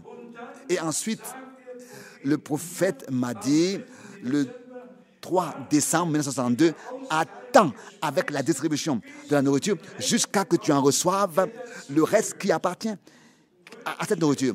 Bien, frères et sœurs, nous ne sommes pas des gens qui ont suivi des fables habilement conçues. Nous avons reçu des ordres de la bouche du Seigneur et nous avons reçu la liaison à ce que Dieu a promis et dans notre temps a fait. Et nous avons la grâce maintenant, comme avec Pierre, de tout notre cœur, par conviction, dire que nous ne sommes pas des gens qui ont suivi des fables habilement conçues, mais nous avons la parole prophétique que nous avons reconnue par révélation, reçue par révélation, et aussi certain qu'il est écrit qu'aucune prophétie ne permet une interprétation particulière. C'est ainsi que c'est aussi certain que nous avons jusqu'aujourd'hui conservé et respecté cela. Pas une unique fois, nous avons infiltré une interprétation de nos lèvres. Nous avons fait durant toutes ces années que prêcher la parole originale. Mais si vous passez par mes emails, l'un des mails, un frère annonce, je viens à Krefeld et nous allons avoir le 3e pull, etc.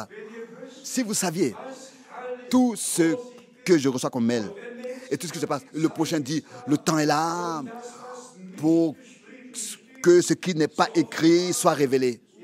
Vous pouvez vous imaginer ce que je réponds à de tels faux frères. Ils ont perdu le respect devant Dieu et la parole de Dieu. Alors que c'est justement la première chose qu'un prédicateur de la parole de Dieu doit avoir. Le respect, pas une interprétation. Mais même s'il est écrit, ce que les 7 tonnerres ont dit. Donc, renvoyer tous ces gens-là à la porte qui ont un enseignement de tonneriste. Ils sont fous. Ils ne savent pas ce qu'ils disent. C'est incompréhensible ce qu'ils racontent. Je ne veux pas rentrer dans les détails de ces choses. Mais il y a tant de confusion et de folie. Cela n'a jamais existé. Jusqu'à même annoncer de Jeffersonville, il n'y a qu'une seule voix de Dieu sur terre. Et ça, c'est William Branham. Il n'y a qu'une seule voix de Dieu sur terre. Et ça, c'est la sainte parole de Dieu, la Bible qui demeure éternellement. Et nous sommes reconnaissants à Dieu de tout notre cœur. Pas de l'idolâtrie, pas un culte rendu à un homme, mais au Seigneur seul appartient tout l'honneur et toute la gloire. Et les élus ne pourront jamais être séduits. Les élus croient la parole et reçoivent la parole révélée. Et la parole leur est révélée. Et ils demeurent, ils restent sous le sang et sous la conduite directe du Saint-Esprit. Tout le reste, ce sont que des égarements. Et ça, il faut aussi qu'on le dise clairement. De tels frères lisent au commencement de leur réunion 2-3 versets de la Bible et ensuite ils ferment la Bible et ils la mettent de côté et ensuite ils lisent des citations de Frère Branham qu'ils ont bien sûr sorties de leur contexte pour, n'est-ce pas, justifier et ajuster ces choses à leurs interprétations. Ça, c'est un crime. Ça, c'est un crime devant le Dieu vivant. C'est une abomination. Laissez chaque prédication telle qu'elle a été tenue. Et laissez chaque parole de Dieu telle qu'elle est. Et croyez la parole de Dieu telle qu'elle est écrite, car elle demeure éternellement. Dieu le Seigneur reprend ses serviteurs, les prophètes. Mais la parole qu'il leur a révélée reste avec le peuple de Dieu. Et dans notre temps, elle est restée avec nous. Comme je l'ai dit autrefois, tout à l'heure, nous n'avons pas prononcé ne serait-ce qu'une seule interprétation. Non, la parole de Dieu, nous la croyons, qui demeure éternellement. Dans le résumé, laissez-moi encore lire 2-3 versets de 2 Corinthiens, de 1 Corinthiens, pardon, je veux dire, le chapitre 10, 1 Corinthiens avant que nous passions, n'est-ce pas, au souper. Avez-vous tous compris? Avez-vous compris tout ce qui a été dit rapidement? Dieu nous a ramenés à la parole, frères et sœurs.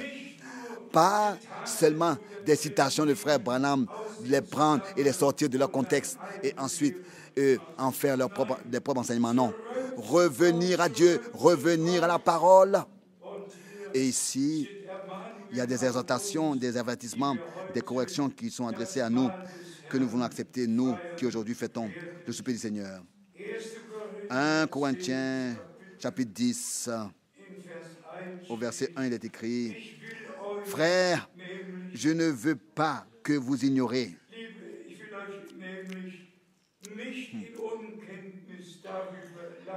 que nos pères ont tous été sous la nuée,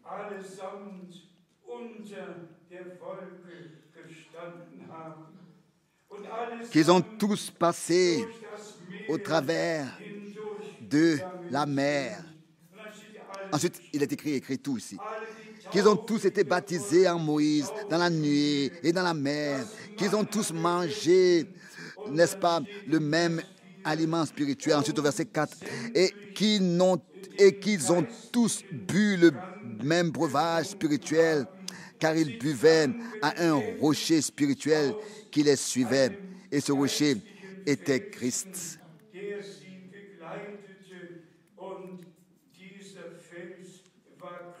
Était Christ. Ensuite, il est montré ce que Dieu a fait parmi eux, n'est-ce pas? Ensuite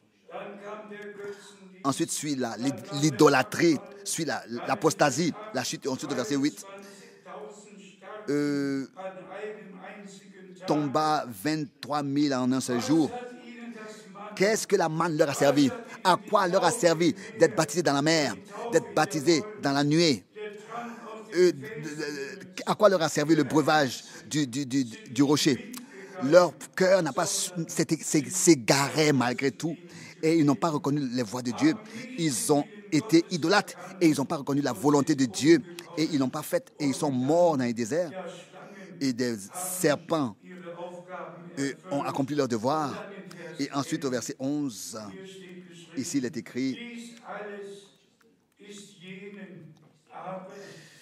ces choses leur sont arrivées pour servir d'exemple et elles ont été écrites pour notre instruction, à nous qui sommes parvenus à la fin des temps. à la fin des temps,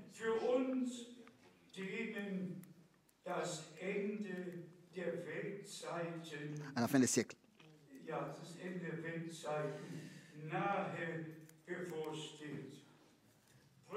Bien mes frères et sœurs, ça ne servira à personne de croire que frère Branham, cet homme prophète envoyé de Dieu, était envoyé de Dieu. Si nous quittons la parole, alors Dieu nous quitte. Ça ne nous sert à rien de croire à un ministère de Dieu. Si nous quittons la parole de Dieu, nous ne pouvons plus adorer Dieu en esprit et en vérité. Et alors, une idolâtrie suit l'une après l'autre. Et un faux enseignement suit l'un après l'autre. Et un égarement l'un après l'autre. À quoi est-ce que ça servirait de dire alors, je crois au message? Celui qui croit le message divin, il demeure aussi dans l'amour de Dieu, dans la parole de Dieu, dans la parole de Dieu et sous le sang précieux de l'agneau. Jamais il va sortir en dehors du témoignage des Écritures.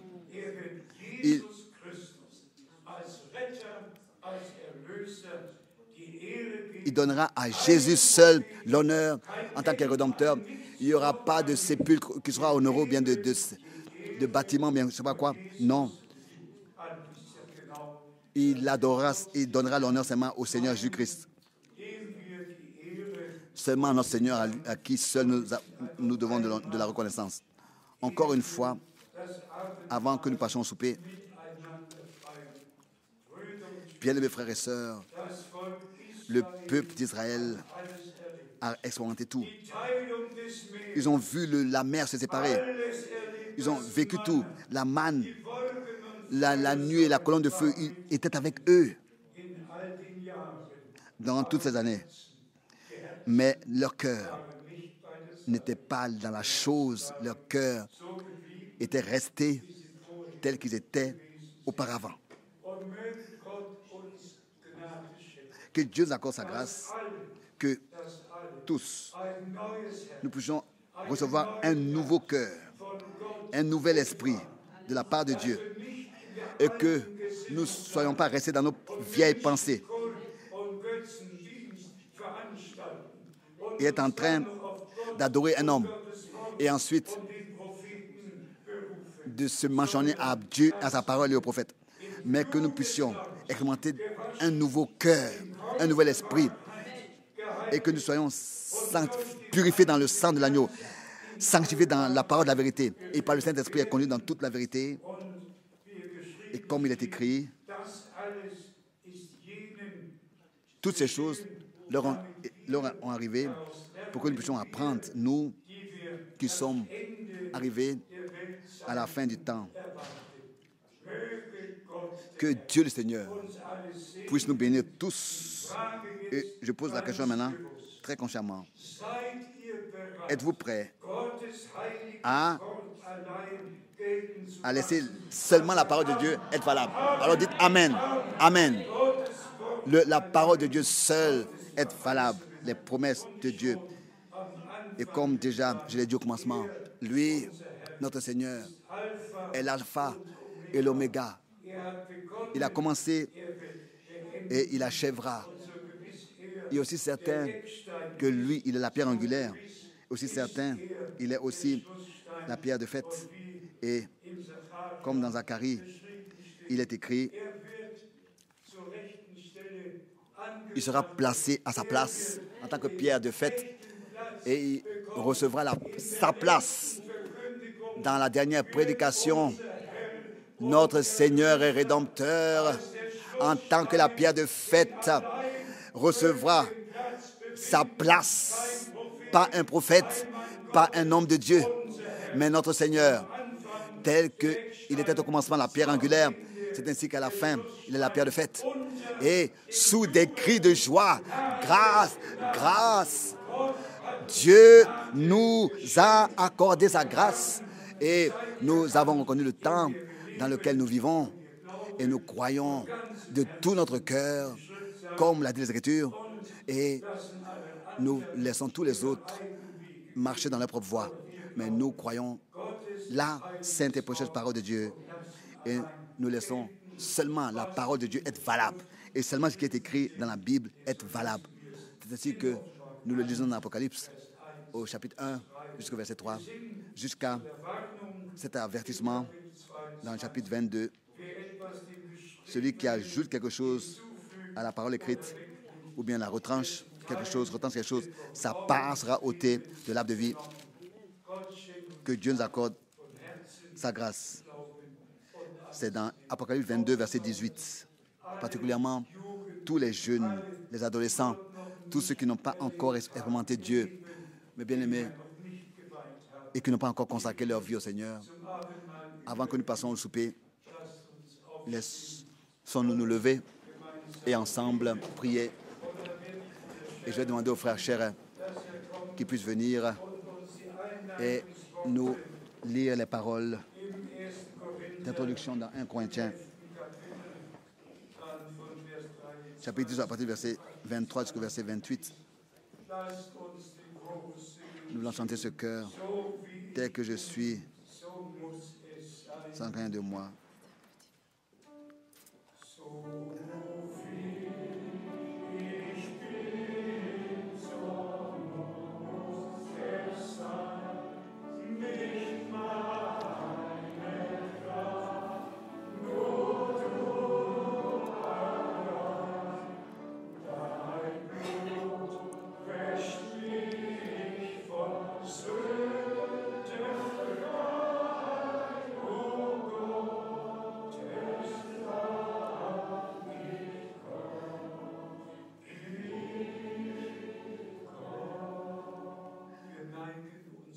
Nous baissons nos têtes et persévérons dans la prière. Bien-aimés frères et sœurs, bien-aimés amis, tous ceux qui sont ici aujourd'hui, tous ceux qui écoutent, ça n'a pas d'importance où est-ce que vous êtes. C'est encore le temps de la grâce, et le pardon et le plein salut sont encore expérimentables. N'oublie pas ses bienfaits, lui qui guérit toutes tes maladies et qui te couronne de grâce et qui sauve ta vie de la fausse. Cela est valable encore. Celui qui invoque le nom du Seigneur sera sauvé. Cela est valable encore. Celui qui te pardonne tous tes péchés et qui guérit toutes tes maladies. Car aujourd'hui, particulièrement les adolescents qui sont nés dans des familles croyantes et qui ont grandi dans des familles croyantes, mais qui n'ont pas encore expérimenté leur salut. Invoquez aujourd'hui le nom du Seigneur. Dites: Seigneur Jésus, je viens à toi. Pardonne-moi, fais-moi grâce. Simplement ouvrir le cœur et parler avec le Seigneur et lui demander pardon. Et il pardonne les transgressions. Il aime le faire et il ne pense plus au péché. Le souper est un souper en mémoire en ce qui s'est passé pour nous sur la croix à Golgotha. Auparavant, notre Seigneur, n'est-ce pas, a pris la coupe et a d'abord rompu le pain. Et ensuite, il a, n'est-ce pas, transmis et fait passer le pain. Il a dit, ensuite la coupe, et il a dit: voici le sang de la nouvelle alliance qui a coulé pour beaucoup. Oui, pour toi et pour moi. Et s'il vous plaît, acceptez aussi la parole avec la pierre de fête. Notre Seigneur reçoit la première place et la dernière place. Il est l'alpha et il est l'oméga. Il bâtit son église. Et par sa grâce, que nous acceptons ces choses, aucune interprétation, mais sanctifiés dans la parole de la vérité et conduits par le Saint-Esprit ici et dans tous les peuples de l'Europe et dans tous les peuples, sur toute la terre, d'un bout à un autre, que tous puissent consacrer leur vie au Seigneur. Le temps est proche et tous ceux qui appartiennent à la première résurrection prendront part au festin des noces de l'agneau. Et comme il est écrit, que chacun s'examine lui-même et ensuite qu'il mange. Examine-toi et apporte ce qui est encore en toi et le Seigneur. Apporte-le dans la foi et dans la prière au Seigneur. Dis-le à Jésus. Dis-le lui, à lui. Dis-lui, purifie-moi, lave-moi, fais-moi grâce, pardonne-moi.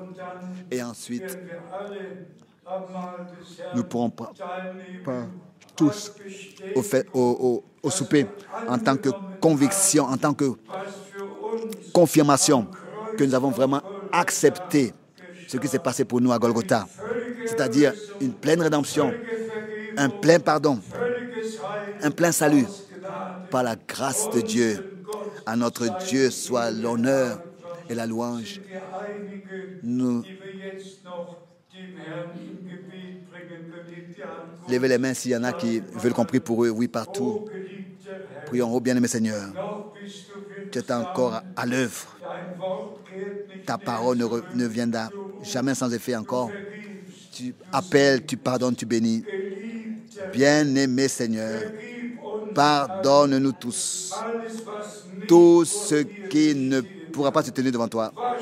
Lave-nous dans le sang de Jésus, dans le fleuve qui purifie, et rends-nous dignes de prendre part au festin et de prêcher, d'annoncer ta mort jusqu'à ce que tu reviennes. Qu'il n'y a aucun cœur d'incrédule et de désobéissance qui reste parmi nous, mais est ton chemin avec nous tous. Bien-aimé Seigneur, à toi soit l'honneur pour tout, Seigneur, et que toute l'Église dise Amen et que tu sois consacré. Que toute l'Église se soit consacrée dans le saint nom de Jésus. Et béni soit chacun qui prend part au festin, au souper de la bénédiction du Dieu Tout-Puissant qui, en Jésus-Christ, notre Seigneur, nous a été accordé. Alléluia. Amen. Amen.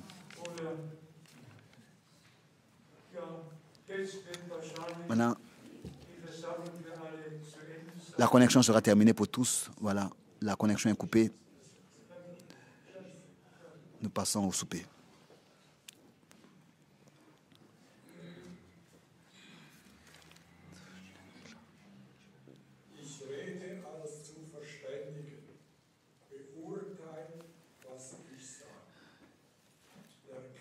Verset 15. Je parle comme à des hommes intelligents.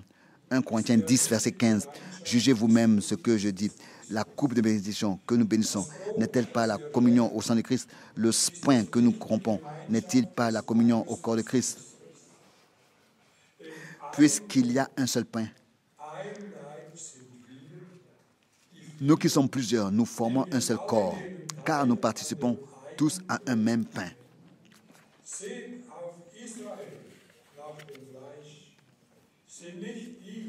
Voyez les Israélites selon la chair. Ceux qui mangent les victimes ne sont-ils pas en communion avec l'idole, avec l'autel? Qui dis-je donc? Que la viande sacrifiée aux idoles est quelque chose, aucune idole est quelque chose, nullement. Je dis que ce qu'on sacrifie, on le sacrifie à des démons et non à Dieu. Or, je ne veux pas que vous soyez en communion avec les démons.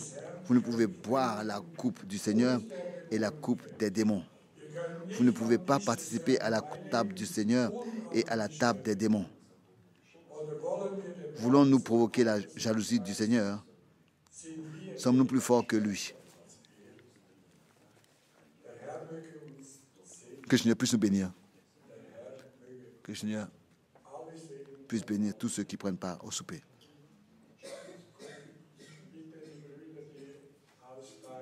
Maintenant, suivent les frères qui vont distribuer le pain et la coupe. Avez-vous tous entendu? Tel que tout à l'heure, nous avons lu la parole concernant Israël.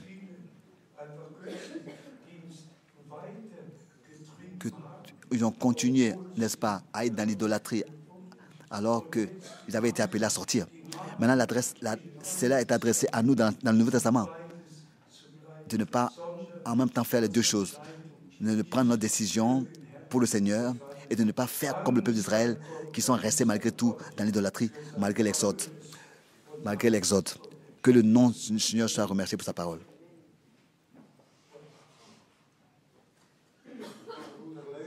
Frère Leche, tu demandes de venir.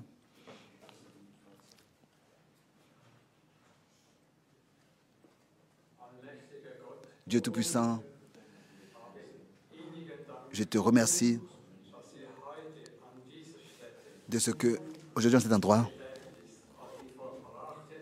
nous avons en mémoire ce souper, en mémoire à l'œuvre de la rédemption accomplie. Et nous pouvons fêter ce souper. Seigneur, tu es notre Rédempteur. Nous te remercions de tout notre cœur. Nous ne voulons pas oublier ce que tu as fait pour nous, tout ce que tu as fait pour nous. Nous te louons, nous t'exaltons, Seigneur. Tu es le victorieux de Golgotha. Nous te louons, nous t'exaltons, Seigneur. À Golgotha, tu as pour nous payé un grand prix. Seigneur, toi, l'agneau de Dieu, innocent, tu as pris toutes nos transgressions.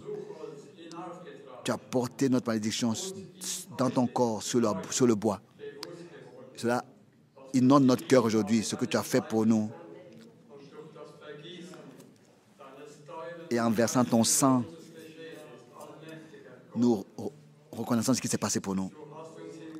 En Christ, tu nous as tout pardonné. Et en tant que rachetés, des pécheurs rachetés, nous avons la grâce d'être libres et d'accepter ton œuvre de la rédemption. Seigneur, accorde ta grâce. Pour que nous aussi, nous puissions pardonner à tous, tout. Et que nous puissions ainsi, purs et saints, prendre part au souper. Que ce pain soit béni et tous ceux qui en prendront part, dans le Saint-Nom de Jésus-Christ. Amen.